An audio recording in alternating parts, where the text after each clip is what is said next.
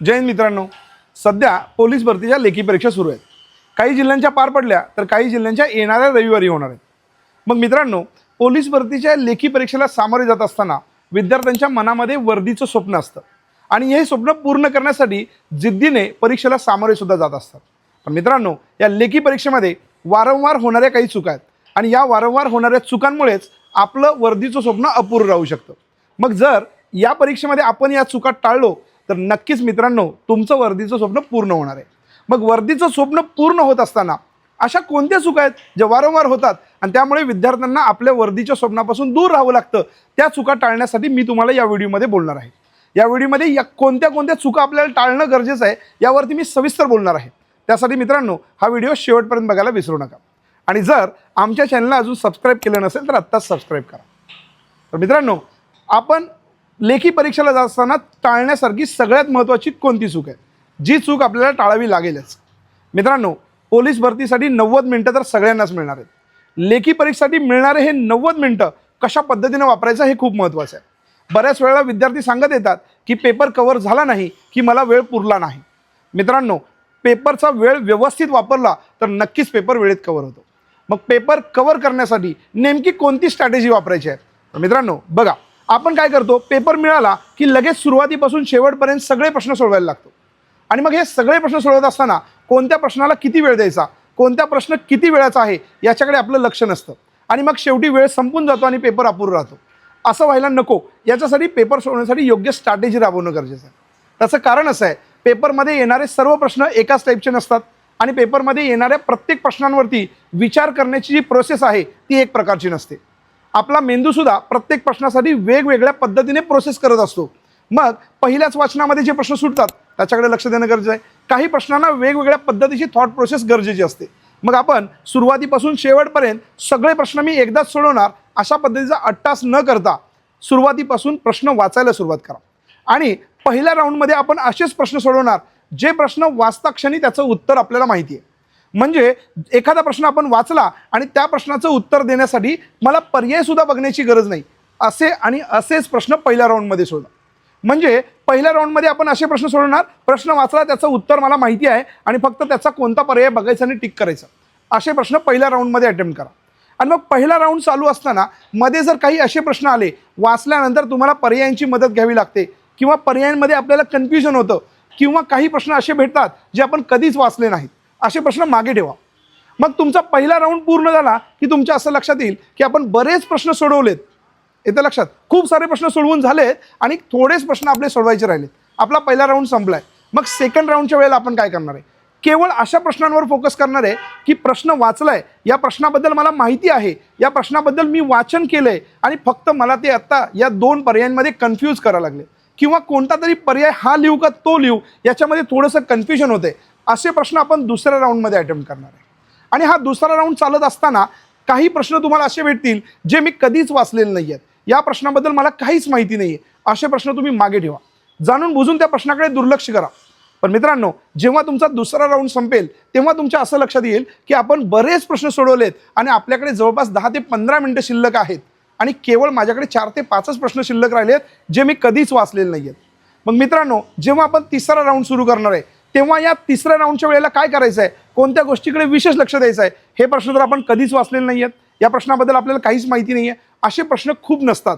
पेपरमध्ये जर विचार केला, तुम्ही वाचलेले नाही आहेत किंवा तुम्हाला माहितीच नाहीत, असे खूप थोडे प्रश्न असतात. मग हे थोडे प्रश्न सोडवताना काय स्ट्रॅटेजी राबवायची आहे? तर मित्रांनो, या वेळेला काय करायचं आहे बघा, प्रश्न वाचा आणि त्याचे पर्याय जे आहेत ते पर्याय कट करण्याची प्रोसेस वापरा. म्हणजे याला म्हणतो आपण ऑप्शन एलिमिनेशन मेथड.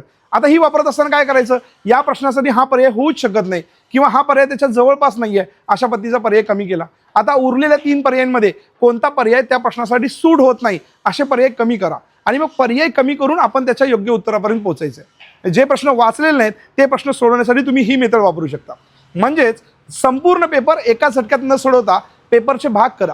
पहिल्या अटेम्प्टमध्ये म्हणजे पहिल्या राऊंडमध्ये कोणते प्रश्न सोडवणार आहे, दुसऱ्या अटेम्प्टमध्ये कोणते प्रश्न सोडवणार आहे आणि तिसऱ्या अटेम्प्टमध्ये कोणते प्रश्न सोडवणार आहे. या मेथडनी गेलात तर मित्रांनो, तुम्हाला तुमचा पेपर कव्हर करण्यासाठी मदत होईल आणि पेपर निश्चितपणे वेळेत कव्हर होईल. मित्रांनो, ही झाली पहिली चूक. आपण पहिल्या प्रयत्नात सगळा पेपर न सोडवता त्याचे अटेम्प्ट करा. पहिला राऊंड, दुसरा राऊंड आणि तिसरा राऊंड. याच्यानंतर आपण जाणार आहे दुसऱ्या चुकीकडे. विद्यार्थ्यांकडून वारंवार होणारी दुसरी चूक. बघा, साधारणपणे आपण काय करत असतो, पेपरला बसल्यानंतर पेपरमधले प्रश्न सोडवत असताना गणित किंवा बुद्धिमत्ता या टॉपिकवरचे काही प्रश्न असे असतात ते येतानाच स्पीड ब्रेकर म्हणून आलेले असतात. पण आपण काय करतो, तो प्रश्न मी आत्ताच सोडवणार, तो प्रश्न सोडवल्याशिवाय मी पुढे जाणार नाही, हा प्रश्न येतोय मला माहिती आहे आणि मी हा प्रश्न पूर्वी सोडवला होता पण आत्ता तो सुटत नाहीये ना, परीक्षेच्या वेळेमध्ये एखादा प्रश्न मी सोडवणारच असा हट्ट करून बसायचं नाही. काही प्रश्न जाणून बुजून स्पीड ब्रेकर म्हणून आलेले असतात तर त्या प्रश्नाला ओळखता आलं पाहिजे. आणि जर हा स्पीड ब्रेकर असेल तर या प्रश्नाला मागे ठेवून हा प्रश्न न सोडवता स्किप करून पुढे जाता यायला पाहिजे. पुढचे त्याच्यापेक्षा सोपे प्रश्न आहेत ते पहिला अटेम्प्ट करा. आणि स्पीड ब्रेकर म्हणून तुमच्या स्पीड कमी करण्यासाठी आलेला जो प्रश्न होता तो नंतर शेवटल्या दुसऱ्या किंवा तिसऱ्या राऊंडमध्ये तुम्ही सोडवू शकता. ही जर तुम्ही चूक टाळलात म्हणजे चालू पेपरमध्ये एखादा प्रश्न मी आत्ताच सोडवणार असा हट्ट न करता तो प्रश्न जर वेळ खात असेल तर त्याला स्किप करून पुढे जायला शिका. ही होती दुसरी आणि महत्त्वाची चूक जी आपल्याला परीक्षेच्या वेळेला टाळायची आहे. त्याच्यानंतर बघा, तिसरा आणि सगळ्यात महत्त्वाचा मुद्दा काय आहे, परीक्षेच्या पिरियडमध्ये आपण काय करत असतो, पेपर सोडवतो आणि पेपरमध्ये उत्तरांना टिक करतो. प्रश्नपत्रिकेमध्ये टिक केलेले उत्तरं आपण उत्तरपत्रिकेमधले वर्तुळांना रंगवत असतो. मग काही वेळेला काय होतं, काही विद्यार्थी सुरुवातीपासून शेवटपर्यंत पहिला सगळा पेपर प्रश्नपत्रिकेत सोडवतात आणि मग नंतर आपल्या उत्तरपत्रिकेमध्ये रंगवतात. काही विद्यार्थी काय करतात, 25 प्रश्न सोडवून झाले की ते 25 प्रश्न उत्तरपत्रिकेत रंगवतात. काही विद्यार्थी काय करतात, सुरुवातीचा एका पानावरचे प्रश्न सोडवून झाले उत्तरपत्रिकेत रंगवतात.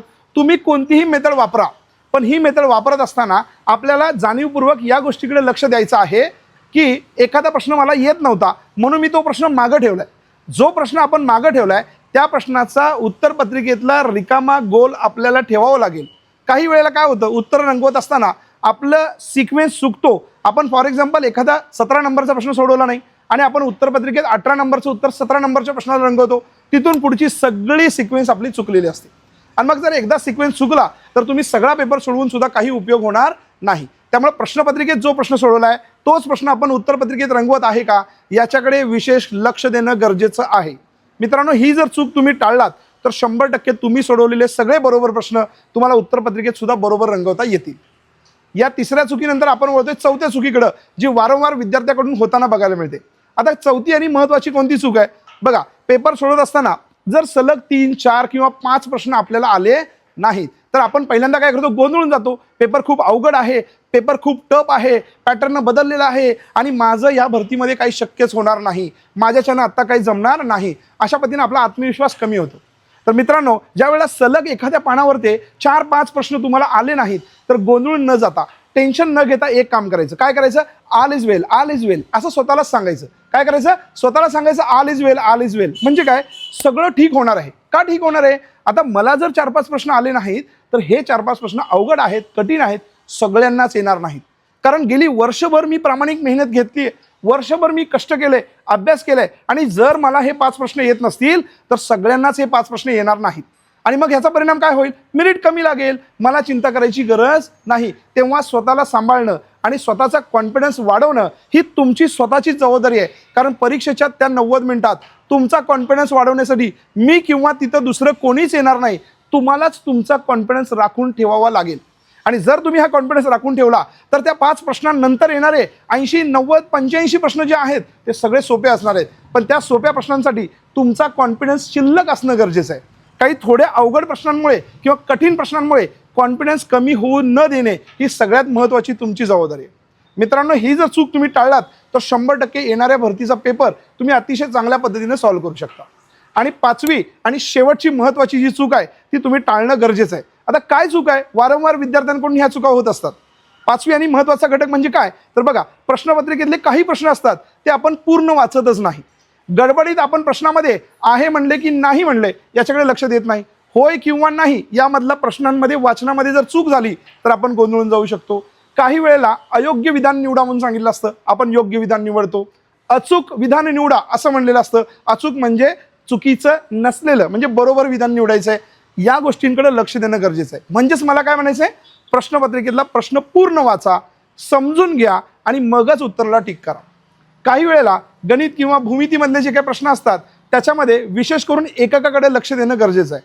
तुम्हाला क्षेत्रफळ काढायला सांगितलंय, आता क्षेत्रफळ काढायला सांगितले म्हणजे त्याचं एकक चौरस सेंटीमीटर किंवा चौरस मीटरच असायला पाहिजे. कारण क्षेत्रफळाचं एकक कधीच मीटरमध्ये येणार नाही, सेंटीमीटरकडे येणार नाही. म्हणजे जे उत्तर तुम्ही काढले त्या उत्तराचं योग्य एकक तुम्ही निवडताय का याच्याकडे लक्ष देणं सुद्धा तुमची महत्त्वाची जबाबदारी आहे. म्हणजे प्रश्न काळजीपूर्वक वाचणे आणि त्याचबरोबर वाचलेल्या प्रश्नाचा योग्य पर्याय आपण निवडतोय का याच्याकडे लक्ष देणं ही आपली जबाबदारी आहे. मित्रांनो, मी या संपूर्ण व्हिडिओमध्ये सांगितलेल्या 5 चुका जर तुम्ही टाळलात तर या वर्षीच्या लेखी परीक्षेमध्ये यश नक्की तुम्हाला मिळणार आहे आणि तुमचं वर्दीचं स्वप्न यावर्षी नक्की पूर्ण होणार आहे. मित्रांनो, जास्त काही न बोलता येणाऱ्या लेखी परीक्षेसाठी तुम्हा सर्वांना खूप साऱ्या शुभेच्छा देतो आणि थांबतो. All the best. धन्यवाद.